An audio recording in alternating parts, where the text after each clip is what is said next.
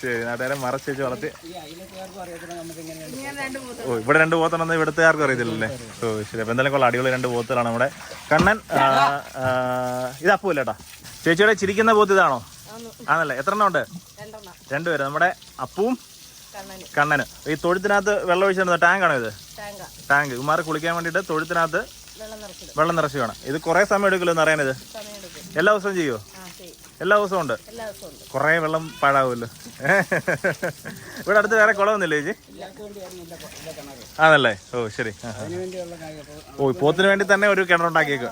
പോത്തിന് വേണ്ടി ഒരു കിണറുണ്ടാക്കി അതിനകത്ത് വെള്ളം അടിച്ച് തൊഴുത്തിനകത്തിട്ടേക്കുക അല്ലേ? ഇപ്പൊ ഇത് നിറയാൻ വേണ്ടി തന്നെ എങ്ങനെയാലും 1 മണിക്കൂർ വെള്ളം ഒഴിക്കുമ്പോഴത്തേക്ക് നിറയും അല്ലെ? അപ്പോഴത്തേക്കുമാര് കിടക്കും. ഇത് തന്നെ കിടക്കുവോ? രണ്ടവന്മാരും? ശരി, രണ്ടവന്മാരും പ്രശ്നമൊന്നുമില്ല. ഒന്നുമില്ല. ഇങ്ങനെ വെള്ളം ഒഴിച്ചുകൊണ്ട് കൊടുത്തു കഴിഞ്ഞാൽ എത്ര നേരം വേണമെങ്കിലും ഇങ്ങനെ നിൽക്കും അല്ലേ? ആ ഓ ശരി. ഷെഡ് ഇടിച്ച് പൊളിക്കും. ഇത് ചൊറിയുന്നെന്ന് തോന്നുന്നു.